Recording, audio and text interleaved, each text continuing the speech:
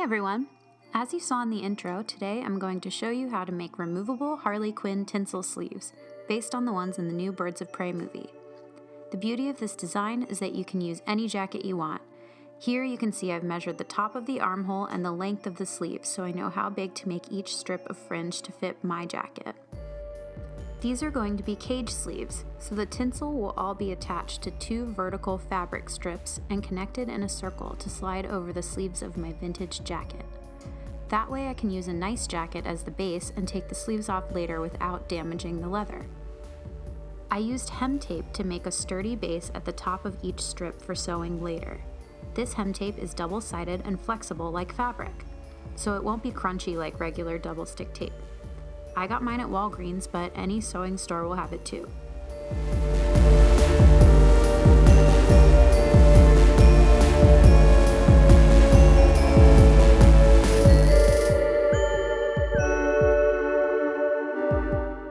Here I'm using the hem tape to get multiple strips out of each curtain by taping it to a ledge in my kitchen. Just make sure you measure the tinsel so it's all the same length. After this first attempt, I figured out that it's better to double up the tinsel, so the strip at the top of the wall ended up just being a single layer, which was fine, and I actually ended up using it later as a finishing element on the top of each sleeve. The second one on the wall was doubled and much fuller looking on the finished jacket.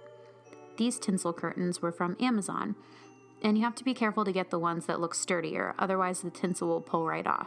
It might be better to go to a party store, but I was lazy and ordered them online.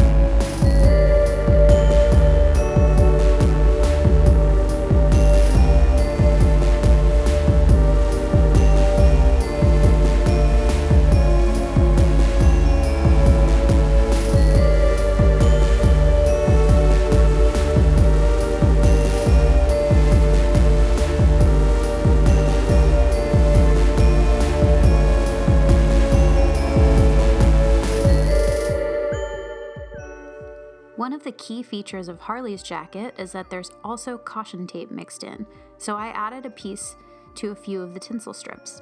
You can get that on Amazon as well, just make sure to cut it in thirds so it's about the same width as the tinsel fringe. Because I'm using hem tape here, it was really easy to stick the caution tape onto the end of this holographic tinsel. This was my favorite tinsel, so I highly recommend you look for some clear hollow fringe curtains when you're buying supplies. It comes in tons of colors, but I love how the pink and green looks on the finished jacket. So you can see here that I'm cutting the tinsel 8 inches above and 8 inches below each piece of tape, and then sticking it down to make a sturdy, double thick strip. When I trim the bottom, it falls down onto the tape below and makes 2 strips at a time. With that method, there should be 16 inches between each piece of tape on the wall. There's some math trial and error here, but it's the least messy way to use up all of your tinsel. Now moving on to the foundation. You'll need 2 plain strips of fabric to secure the horizontal fringe strips to. Measure the first one from your shoulder to halfway down your sleeve. Then measure the second from your armpit to the same spot. I just used some leftover canvas for this, and I highly recommend canvas because it will make a stronger structure for your cage sleeve. If you can get your hands on a bright color, even better because it will blend more with the tinsel. The tinsel strips are really labor intensive, so I filled the gaps with plastic raffia hula skirts from the dollar store. One skirt cuts in half to make 2 strips. The tops are elastic, which hugs onto your arms nicely. Here I'm starting at the bottom of the cage, pinning a hula skirt to both vertical fabric strips. I'll work my way up the vertical strips with alternating types of tinsel till I get to the top of each sleeve. It's important that the short vertical fabric strip is in the middle of the hula skirt, because that will be underneath your sleeve. All of the tinsel strips are going to connect in a circle on the larger fabric strip that's on the top of your sleeve. They connect in a slight angle, so you want to be able to manipulate the ends of the fabric to create that angle. It's a little tricky to sew through all this plastic, elastic, tape, and canvas, so just go slowly and use a zigzag stitch. It will work, I promise. Here you can see I sewed over the Velcro closure on the hula skirt to make sure it stayed together in one piece. I wanted to use the whole skirt, so this was a really important step.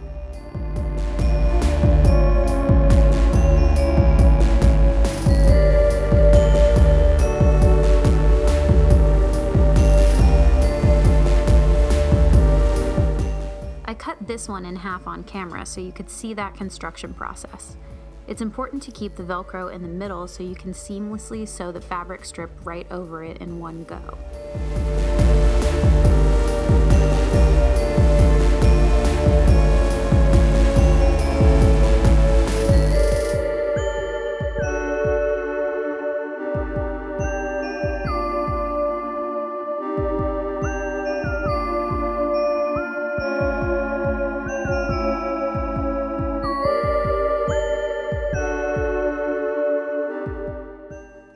Now you can see the cage taking shape, with this second layer of hula skirt.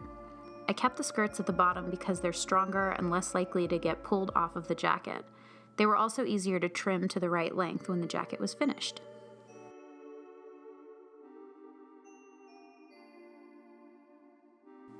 Okay, back to the tinsel strips.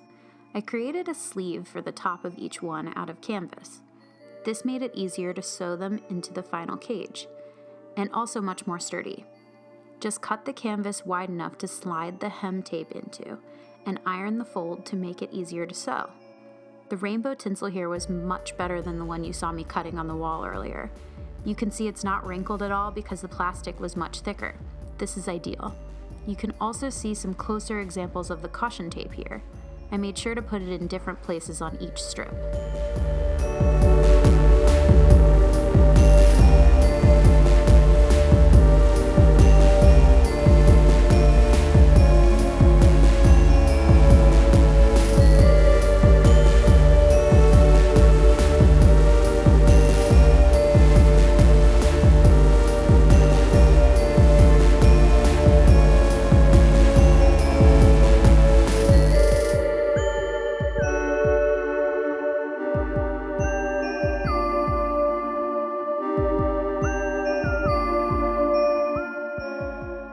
Next is one of the most crucial steps because you don't want the hula elastic to show at the top of the cage sleeve.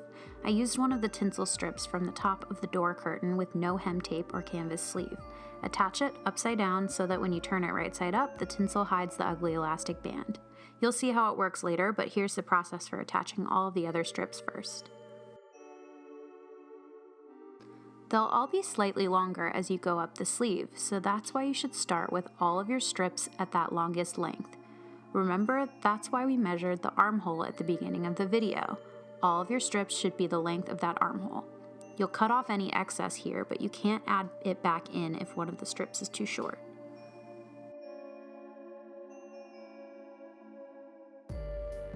You also might have to split some of the caution tape during this process like I am, but it ends up making it look cleaner in the end.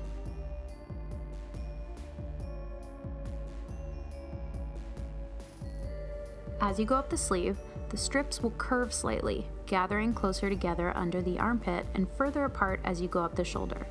It helps if you measure and lay them out first before pinning or sewing anything, so you can get the spacing perfect. In case you weren't counting, each cage is 2 hula skirt strips, 6 strips of tinsel and caution tape, and then the hula skirt / tinsel hybrid that you don't see here will go at the top.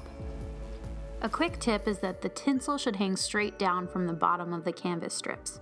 It might seem like you'll get more volume or hide the pink fabric better by flipping them the other way, but trust me, all that will do is make the tinsel much harder to arrange.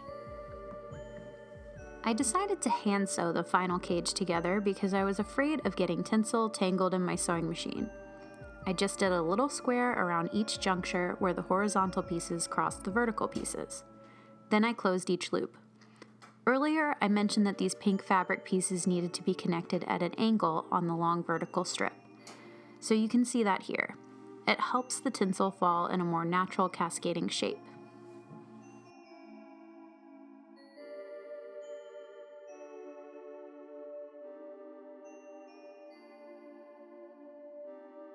I connected the sleeves to my jacket using giant safety pins. Here you can see that top hula skirt I was talking about is not sewn to the top vertical strip. It is connected to the underneath one though. It's going to cover up the place where I pinned the sleeve to the jacket, so I'll leave it hanging for now.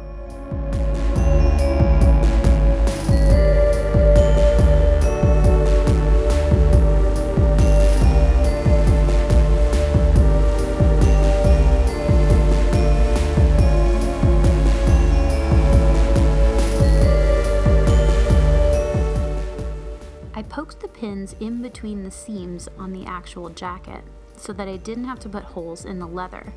Here I got one pin to hold the sleeve and the top skirt, but it was pretty difficult, so you can definitely use 2 pins if needed. One for the cage and one for the top skirt.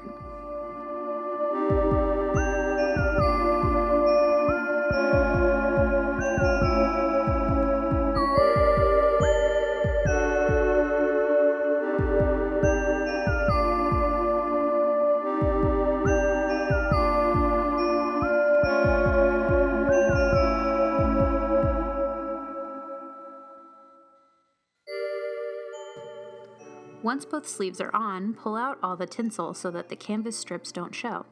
You can also trim the bottom hula skirts to the length that works best for you. Make sure to keep it shaggy, not clean and straight across. And that's it! Thanks for watching, and if you have any questions, I'll answer them in the comments below. Happy cosplaying, Puddins!